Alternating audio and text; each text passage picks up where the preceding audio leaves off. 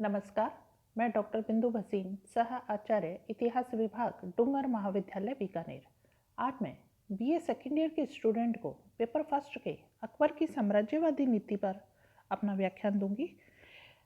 तो 1560 ईस्वी में कहते हैं कि जब अकबर ने अपनी प्रारंभिक समस्याओं का निराकरण कर लिया था, तो उसके पश्चात उसने साम्राज्य का विस्तार करने का प्रयत्न करना शुरू कर दिया था।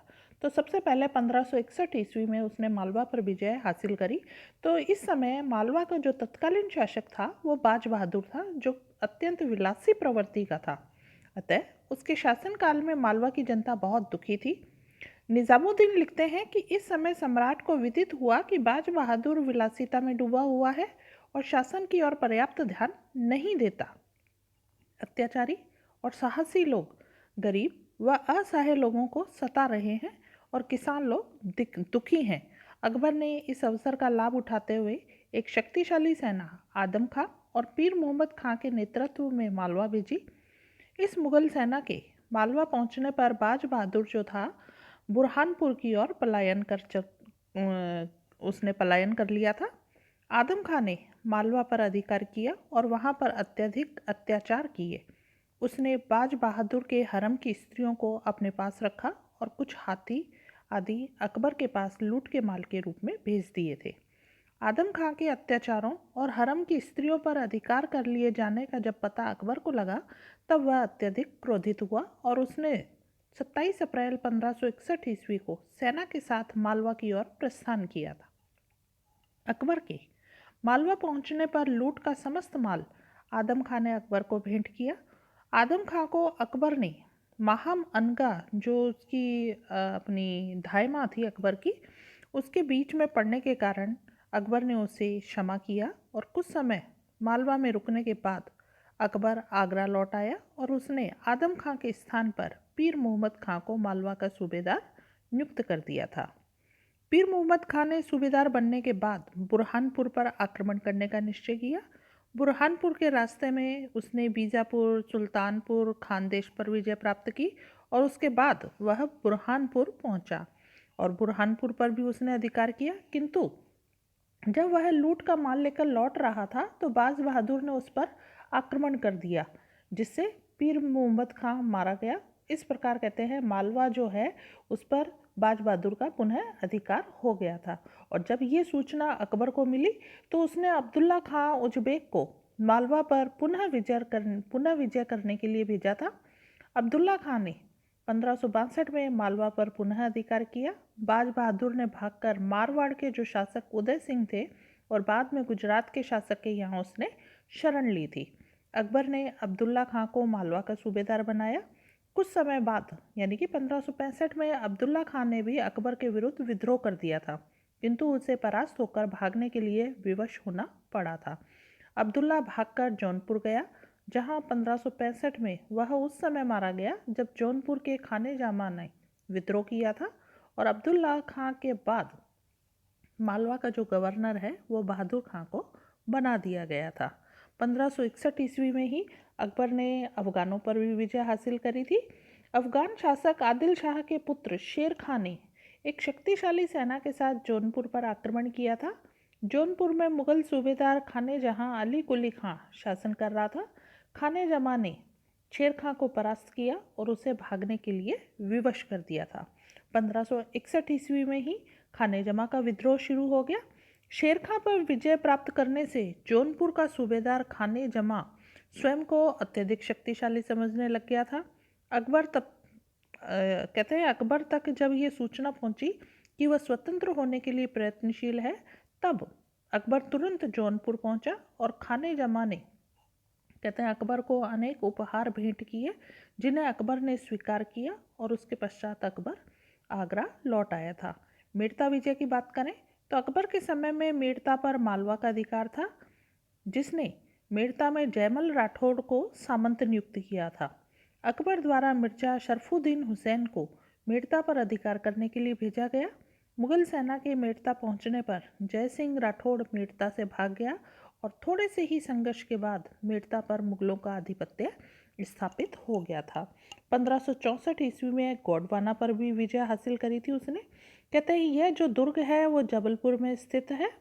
अकबर के समय में गोंडवाना की शासिका जो थी वो रानी दुर्गावती थी और अत्यंत योग्य शासिका थी। अकबर ने गोंडवाना के दुर्ग पर आक्रमण करने के लिए आसफ खां को भेजा था।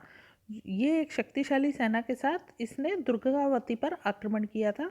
रानी दुर्गावती ने अत्यंत वीरतापूर्वक मुगल सेना का सामना किया, किंतु कहते हैं दुर्भाग्यवश उसे एक तीर लग गया था। और जब उस दुर्गावती जी ने ये देखा कि उसको बंदी बना लिया जाएगा, तो उसने खंजर से अपनी आत्महत्या कर ली। रानी के मरते ही उसकी सेना के पांव उखड़ गए। इस वजह से आसफ खां को अपार धन संपत्ति प्राप्त हुई थी। अकबर द्वारा रानी दुर्गावती पर आक्रमण किए जाने की कहते हैं अनेक इतिहासकारों ने निंदा करी है, आलोचना की है, जिसमें स्मिथ ने लिखा है कि ऐसी उच्च चरित्र वाली शासिका के विरुद्ध अकबर का आक्रमण केवल अतिक्रमण था। अकबर के विरुद्ध उसने ऐसा कोई कार्य नहीं किया था जिससे वह क्रोधित होकर अकबर के इस आक्रमण का कोई औचित्य वो कहते हैं नहीं था। किंतु इस बात को स्वीकार नहीं किया जा सकता, जबकि भारत का सम्राट बनने के लिए अगर प्रत्येक राज्य को अपने अधीन करना है तो यह आवश्यक है कि चाहे वहाँ स्त्री का राज्य हो या पुरुष का।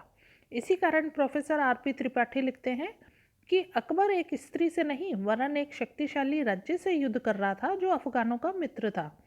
त्रिपाठी ने आगे लिखा है कि रानी दुर्गावती पर अकबर का आक्रमण उचित ही था। शर्म की बात तो उन लोगों के लिए है जिन्होंने उनकी सहायता नहीं की थी। 1567 ईस्वी में चित्तौड़ पर भी विजय हासिल करी थी। इस समय समकालीन चित्तौड़ का शासक, अकबर का जो समकालीन चित्तौड़ का शासक है, राणा उदय सिंह था। अकबर चित्तौड़ पर अधिकार करना चाहता था, क्योंकि जब तक वह संपूर्ण राजपूताना पर अधिकार नहीं करता तब तक वह भारतीय साम्राज्य की स्थापना नहीं कर सकता था। कहते हैं इसके अतिरिक्त चित्तौड़ के शासक ने कई ऐसे कार्य किए थे जिनसे अकबर काफी क्रुद्ध था। उदय सिंह ने न केवल मिर्जाओं की सहायता की थी वरन मालवा के राजा बाज बहादुर को भी शरण दी थी। अतः अकबर ने सितंबर 1567 में चित्तौड़ की ओर प्रस्थान किया और किले को घेर लिया था। कहते हैं यह घेरा जो है कई माह तक चलता रहा। राजपूतों की ओर से युद्ध का संचालन जयमल कर रहा था। फरवरी 1568 में अपने किले की बुर्ज पर खड़े जयमल को अकबर ने गोली मारकर आहत कर दिया, जिससे उसकी मृत्यु हो गई थी। जयमल की मृत्यु होते ही राजपूत स्त्रियों ने जोहर किया और राजपूत पुरुषों ने मुगलों का सामना किया, किंतु अल्पसंख्यक जो राजपूत थे वो विशाल मुगल सेना का सामना नहीं कर सके और मातृभूमि की रक्षा के लिए उन्होंने अपने प्राण त्याग दिए और अकबर ने चित्तौड़ पर अधिकार करके आसफ खां को वहां का सूबेदार नियुक्त किया और स्वयं आगरा वापस आ गया था। 1569 ईस्वी में अकबर ने रणथंभौर पर भी विजय हासिल करी। इस समय राजपूत सुरजन राय शासन कर रहा था यहाँ पर। अकबर की सेना ने इस दुर्ग को घेरा। लंबे समय तक घिरे रहने के बाद सुरजन राय ने अकबर की अधीनता को स्वीकार कर लिया था। 1569 ईस्वी में ही उसने कालिंजर पर भी विजय हासिल करी। इस समय यहाँ का राजा रामचंद्र था। मुगल सेना के आगमन पर उसने आत्मसमर्पण कर दिया था और अकबर की अधीनता को भी स्वीकार कर लिया था और इस महत्वपूर्ण दुर्ग पर इस तरह से अकबर का अधिकार हो गया था। 1570 ईस्वी में मारवाड़ के शासक चंद्रसेन और बीकानेर के राव जो कल्याणमल है उन्होंने भी अकबर की अधीनता को स्वीकार कर लिया था। गुजरात की विजय की बात करें तो यह जो गुजरात है वो सामरिक और व्यापारिक दृष्टिकोण से अत्यधिक महत्व का है। अकबर द्वारा गुजरात पर अधिकार करने का जो प्रयत्न करना है वो स्वाभाविक ही था। क्यों? क्योंकि गुजरात पर हुमायूं का अधिकार भी रह चुका था और इसलिए भी अकबर उसे अपने आधिपत्य में लेना चाहता था। अकबर ने गुजरात के लिए 4 जुलाई 1572 ईस्वी को आगरा से प्रस्थान किया था और वह पहले अजमेर पहुंचा। अजमेर में उसने मुहम्मद खां को अग्रदल के रूप में गुजरात के लिए रवाना किया। मुहम्मद खां के अहमदाबाद पहुंचने पर वहां के कमजोर शासक मुजफ्फर खां ने आत्मसमर्पण किया। तत्पश्चात अकबर ने उत्तरी भारत का अजीज कोका और दक्षिण गुजरात का एतमाद खां को सूबेदार उसने नियुक्त किया था। इसी समय कहते हैं दक्षिण में मिर्जाओं ने विद्रोह किया। अकबर ने तुरंत इब्राहिम हुसैन मिर्जा पर आक्रमण कर उसे परास्त किया। अकबर ने सूरत और पाटन पर आक्रमण करके उन पर भी अधिकार किया। इस तरह से संपूर्ण गुजरात अकबर के अधीन हो गया गुजरात की विजय से अकबर को बहुत लाभ हुआ। जहां एक और गुजरात के व्यापार के कारण उसे आर्थिक लाभ हुआ, वहीं मिर्जाओं के विद्रोह भी समाप्त हो गए थे। बिहार और बंगाल की विजय की बात करें तो इस समय बिहार का शासक जो था वो शेर खां था, जिसने अकबर की अधीनता स्वीकार कर ली थी, किंतु उस पर आक्रमण का पूर्ण प्रभुत्व स्थापित नहीं हो सका था। शेर खां की मृत्यु के बाद उसका पुत्र जो था दाऊद शासक बना था, और जिसने अपनी स्वतंत्रता की घोषणा कर दी थी। अतः अकबर के आदेश से खान खाना ने दाऊद पर आक्रमण किया और 1574 में बिहार पर अधिकार कर लिया। दाऊद खां को इस युद्ध में भागने के लिए विवश होना पड़ा था। उसके पश्चात अकबर ने बंगाल पर आक्रमण करने के लिए मुनीम खां को भी भेजा। 1575 ईस्वी में बंगाल पर भी अधिकार कर लिया गया। इस तरह से कहते हैं दाऊद ने अपने राज्य को पुनः प्राप्त करने का तो प्रयास किया, किंतु वह इस युद्ध में मारा गया था। मेवाड़ से संघर्ष। चित्तौड़ पर अकबर ने अधिकार तो कर लिया था, किंतु वहां का शासक जो उदय सिंह था वो भागने में सफल हो गया था। उदय सिंह ने उदयपुर जो है उसको नवीन राजधानी बनाया था। 1572 में कहते हैं उदय सिंह की मृत्यु हो गई थी, और इसके बाद उसका यशस्वी और पराक्रमी पुत्र राणा प्रताप शासक बना। कर्नल टॉड लिखते हैं, राणा प्रताप को प्रख्यात वंश की कीर्ति और उपाधि अवश्य मिली थी, किंतु उसके पास न तो कोई राज्य था और न ही शक्तिशाली सेना, किंतु उसने अपने साम्राज्य पर पुनः अधिकार करने का दृढ़ संकल्प किया था। राणा प्रताप निरंतर अपनी शक्ति को बढ़ाने में लगे हुए थे। दूसरी ओर अकबर भी संपूर्ण राजपूताने पर अपना अधिकार करना चाहता था। राणा प्रताप के अतिरिक्त राजपूताना के लगभग कहते हैं सभी शासक उसकी अधीनता को स्वीकार कर चुके थे। राणा प्रताप का भाई शक्ति सिंह भी अकबर के साथ था। राजा मान सिंह ने राणा प्रताप को इस बात के लिए तैयार करने का प्रयत्न किया था कि वह अकबर की अधीनता को स्वीकार कर ले, किंतु राणा प्रताप इसके लिए तैयार नहीं थे। राणा प्रताप अकबर की शक्ति से परिचित थे, अतः उसने और उसके सहयोगियों ने विलासिता की प्रत्येक सामग्री से स्वयं को विमुख कर लिया था और मातृभूमि की रक्षा करने में एकजुट होकर वो प्रयत्न करने लग गए थे। अकबर ने कहते हैं असंतुष्ट राजाओं, जिसमें जोधपुर के चंद्रसेन, सिरोही के राव सुल्तान के साथ प्रताप ने संध्या की थी और गुजरात के मार्ग को भी अवरुद्ध कर दिया था। अकबर ने राजा मानसिंह के नेतृत्व में एक शक्तिशाली सेना राणा प्रताप पर आक्रमण करने के लिए भेजी थी। प्रताप पर अकबर द्वारा आक्रमण किए जाने के कहते हैं 3 कारण थे। पहला वो ये बताते हैं कि राणा प्रताप पर विजय प्राप्त कर लेने पर राजपूताना के शेष जो राजपूत शासक हैं उनका साहस टूट जाता और वे अकबर की अधीनता को स्वीकार कर लेते। दूसरा, भारत में साम्राज्य स्थापित करने के लिए राजपूताना पर प्रभुत्व आवश्यक था। और तीसरा, राजपूताना पर यदि अकबर विजय न प्राप्त करता तो वह गुजरात और मालवा की ओर साम्राज्य का विस्तार नहीं कर पाता। प्रताप की सेना में लगभग 5000 सैनिक थे, जबकि मुगल सेना कहते हैं अत्यधिक विशाल थी। 18 जून 1576 ईस्वी को दोनों सेनाओं के मध्य हल्दी घाटी के मैदान में युद्ध हुआ, जिसे हल्दी घाटी खमनोर का युद्ध आदि कहा जाता है। इस युद्ध का प्रारंभ राणा प्रताप की सेना ने भीषण आक्रमण करके किया था, और इस युद्ध में राणा प्रताप की सेना ने मुगलों के पांव उखाड़ दिए थे, किंतु तभी यह अफवाह फैल गई कि अकबर सैनिक सहायता लेकर आ रहा था। इससे मुगलों का जो उत्साह है वो दुगना हो गया और प्रताप को घायल अवस्था में भागना पड़ा था। प्रताप के वफादार घोड़े चेतक की भी इसमें मृत्यु हो गई थी। इस युद्ध में प्रताप की पराजय हुई, किंतु इस युद्ध ने प्रताप को इतिहास में अमर कर दिया। स्मिथ लिखते हैं कि जून 1576 ईस्वी को जो तिथि मेवाड़ के इतिहास में प्रसिद्ध है, मेवाड़ के सरदारों का पवित्र रक्त हल्दी घाटी में पानी की तरह बहा था। भारतीय इतिहास में इस युद्ध का अत्यधिक महत्व है। हल्दी घाटी के युद्ध में मुगल सेना को अत्यधिक कष्ट उठाने पड़े थे। प्रताप के बच जाने से अकबर के लिए राजस्थान निरंतर संकट उत्पन्न करता रहा। प्रताप ने धीरे धीरे अपने राज्य के अधिकांश भाग पर पुनः अधिकार कर लिया था। अकबर उस समय उत्तर पश्चिमी भारत की सुरक्षा में लगा हुआ था। प्रताप की मृत्यु 1597 ईस्वी में हुई। उसने मरते दम तक अकबर का आधिपत्य स्वीकार नहीं किया था। प्रताप ने मरते समय अपने पुत्र अमर सिंह से भी अकबर की अधीनता स्वीकार न करने की प्रतिज्ञा करवाई थी। अमर सिंह ने अपने पिता को दिए हुए वचन की लाज निभाई और अकबर को मेवाड़ पर अधिकार नहीं करने दिया था। सीमा प्रांतों पर अधिकार। भारत के विशाल भूभाग पर अधिकार करने के बाद अकबर ने भारत की उत्तर पश्चिमी सीमा की ओर ध्यान दिया था और भारत पर आक्रमण उत्तर पश्चिमी सीमा के ओर से ही होते थे, अतः उसकी सुरक्षा करना अकबर के लिए आवश्यक था। सबसे पहले उसने काबुल पर अधिकार किया। यहाँ हाकिम मिर्जा शासन कर रहा था। अकबर को जब ये सूचना मिली कि वह उसके सिंहासन पर दृष्टि गड़ाए हुए है, तब उसने 1581 ईस्वी में काबुल पर आक्रमण किया था। हाकिम मिर्जा काबुल छोड़कर भाग गया और बाद में उसने अकबर की अधीनता को स्वीकार कर लिया था। अकबर ने हाकिम की बहन बख्तुन्निसा को काबुल का सूबेदार नियुक्त किया, किंतु उसके लौटते ही वास्तविक शासन हाकिम ने अपने हाथ में ले लिया।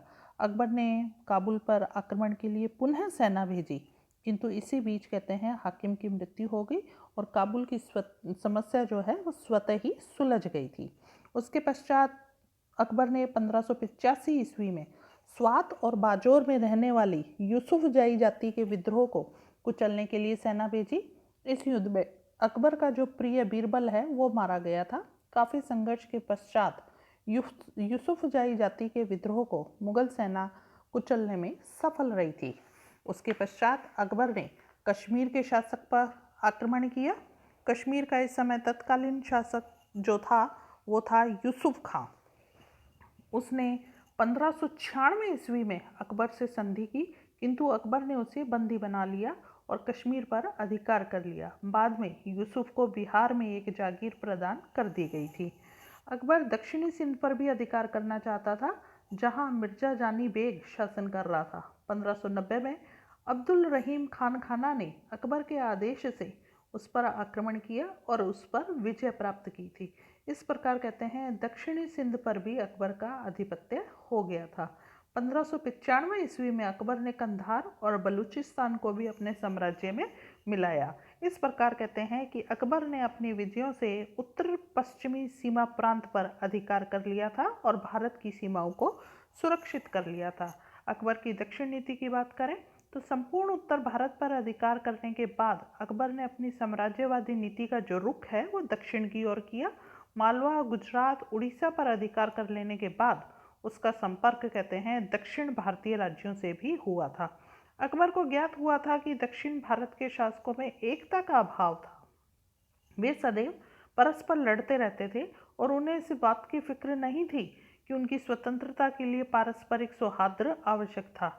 अकबर की दक्षिण भारत पर अधिकार करने की अभिलाषा का एक कारण यह भी था कि अरब सागर के तटीय क्षेत्रों में पुर्तगाली अपनी शक्ति में निरंतर वृद्धि कर रहे थे और अपने धर्म का प्रचार करने के लिए भी प्रयत्नशील थे। अतः अकबर उनकी शक्ति में वृद्धि होने से पूर्व ही उनका दमन करना चाहता था। अकबर के समकालीन दक्षिण भारत के जो प्रमुख राज्य हैं अहमदनगर, बीजापुर, गोलकुंडा, खानदेश इत्यादि, 1591 ईस्वी में इन देशों को अकबर ने अपने दूत भेजे थे और उनसे अपनी अधीनता स्वीकार करने के लिए कहा था। खानदेश के शासक जो अली खां हैं उसने अकबर के प्रस्ताव को स्वीकार किया था, किंतु अन्य 3 राज्यों ने उसके प्रस्ताव को अस्वीकार कर दिया था। तो अहमदनगर पर उसका आक्रमण हुआ था 1591 ईस्वी में। कहते हैं कि यहाँ अब्दुल रहीम खान खाना और पुत्र उसका मुराद की अध्यक्षता में एक सेना भेजी थी। अहमदनगर में चांद बीबी ने अत्यंत कहते हैं वीरतापूर्वक मुगल सेना का सामना किया था और मुगल सेना को संधि करने पर विवश होना पड़ा था। इस संधि के द्वारा चांद बीबी ने बरार क्षेत्र मुगलों को दे दिया, किंतु मुगल सेना के लौटते ही अहमदनगर वासियों ने बरार पर पुनः अधिकार कर लिया था। अब फिर कहते हैं अकबर स्वयं सेना सहित अहमदनगर आया और 1600 ईस्वी में उसने अहमदनगर पर अधिकार किया था। असीरगढ़ पर विजय। यहाँ का दुर्ग खानदेश के अंतर्गत आता था। खानदेश के शासक अली खां ने अकबर की अधीनता को स्वीकार किया था, किंतु अहमदनगर के विरुद्ध युद्ध में उसकी मृत्यु हो गई थी। अली खां के बाद खानदेश के शासक उसके पुत्र मीरन बहादुर ने अपनी स्वतंत्रता की घोषणा की थी और 1599 ईस्वी में ही अकबर की सेना ने खानदेश पर आक्रमण किया था, बुरहानपुर पर अधिकार किया और उसके बाद मुगल सेना ने असीरगढ़ पर आक्रमण किया था। कहते हैं यह दुर्ग अत्यंत महत्वपूर्ण था, इसी कारण इसे दक्षिण का फाटक यानी कि दक्षिण का दरवाजा भी कहा जाता है। 6 महीने तक असीरगढ़ के दुर्ग को घेरे रखा। उसके बाद अकबर का उस पर अधिकार जब नहीं हो सका तो इस बीच दुर्ग में महामारी फैलने के कारण मिलन बहादुर को आत्मसमर्पण करना पड़ गया था। 1600 ईस्वी में ही असीरगढ़ पर अकबर का आधिपत्य भी स्थापित हो गया था। कहते हैं असीरगढ़ की विजय के उपरांत अकबर ने दक्षिण के सम्राट की उपाधि धारण की थी और यह अकबर की जो थी दक्षिण विजय की अंतिम विजय थी। नमस्कार, धन्यवाद।